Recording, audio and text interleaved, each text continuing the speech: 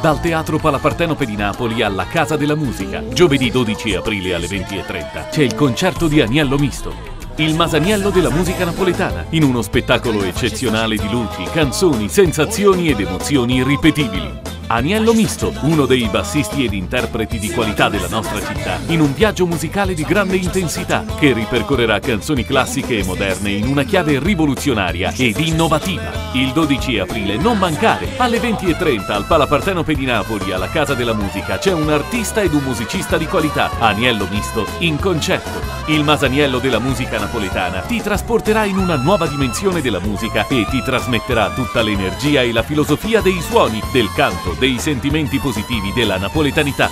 Allora musica, buona musica, in una serata magica e spettacolare al Teatro Palapartenope di Napoli, alla Casa della Musica. Un vero concerto, un vero musicista, un vero artista. Aniello Misto in concerto, giovedì 12 aprile alle ore 20:30. Un appuntamento appassionante per gli amanti della buona musica e della nostra etnia. Aniello Misto, Masaniello, c'è!